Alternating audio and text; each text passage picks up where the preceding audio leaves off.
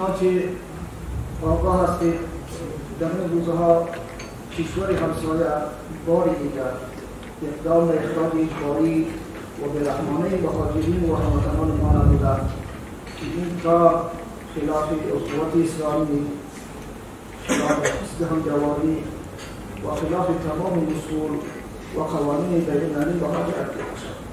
امارت اسلامی افغانستان در حد توان خود برای استقبال، پذیرایی و انجام خدمات و هموطنان خود از قبل آمادگی‌های لازم را فراهم نمود.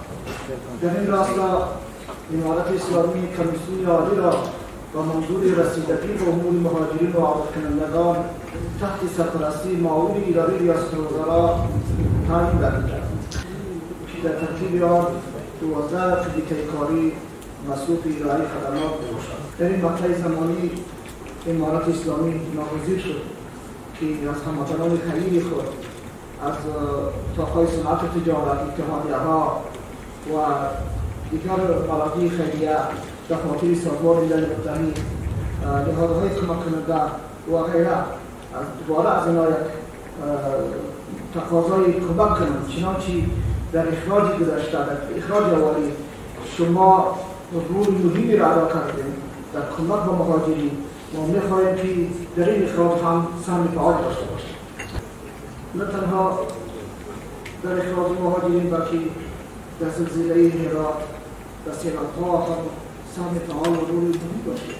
در حال حاضر نیز برای رسیدگی و مشکلات و لرزهای مبرم هموطنان عودت کننده از کشور همسایه در حد توان خود از هر همکاری در این نورد. وزارت اقتصاد به ریاست کمیته جلب کمک‌ها برای مهاجرین عودت‌کننده را به عمل دارد. تمام سهولت‌های لازم را برای نهادهای مدرسان و کمیته‌های معذب ایجاد نمودند و آمادگی هم به همکاری در این زمینه می‌باشد. It's difficult to look at projection on how many returnees will come at this stage. تمام معلوماتی که ما از 2023-2024 چند کردیم نظر به اون مهاجرین تعدادی که در افغانستان می‌آمدند، ما نظر به اون پیش بینی کردیم در دو سناریو. یک، اول ما برای 600,000 نفر آمادگی گرفتیم. اگر شرایط از این بدتر شد، باز ما تا 1.5 میلیون نفر آمادگی خود گرفتیم در دو سناریو. اول که 600 بله تا 600 اول بیا، اگر باز بیخیال داخل شد تا 1 میلیون آمادگی داشت. Middle scenario and a worst case scenario. First is our message to Pakistan and Iran. Pakistan और ईरान रज़मा पैगाम दिखम आधा चीज़ दुनिया मनना को चीज़ दे करूनो लसीज़ो लेपारे अफ़गानों खपल ले दरवाज़े क्लासिक रिश्तों मकतबुना वंगार गनूल तस्हीलात बखवादुने के दे तवर्तवर कर बस ज़मीन के ज़बान दे तापील वकम चे दा कुमा के गड़म चिकड़े दा बियों मज़ा है कवई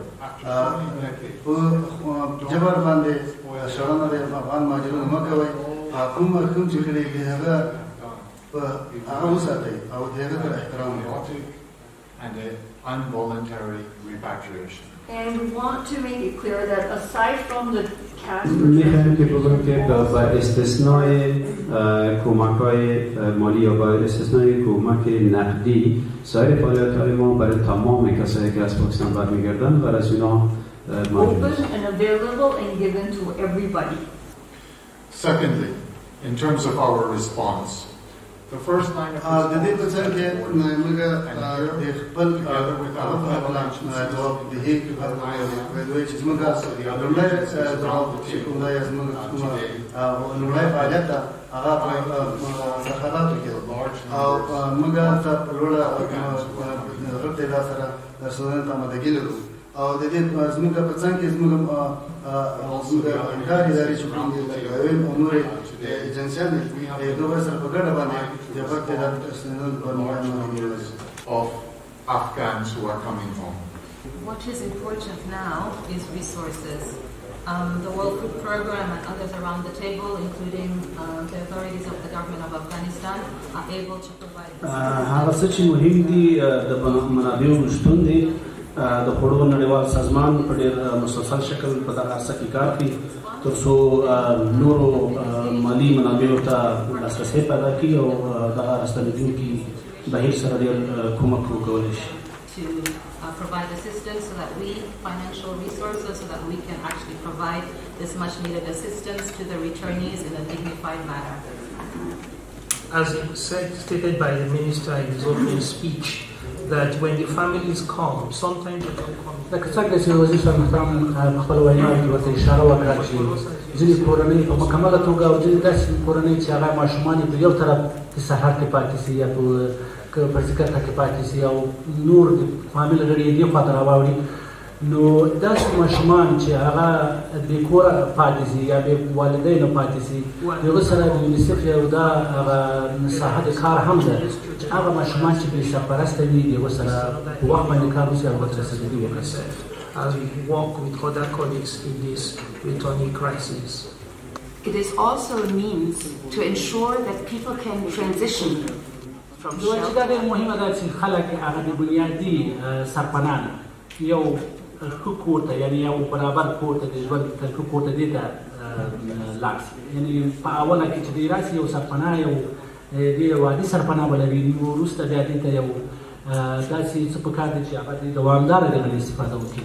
نو دغه په یو باعزته طریقه سره چې موږ څنګه کولی شو چې دې ته ډېر زیات تکلیف ونه رسېږي ترسره شي.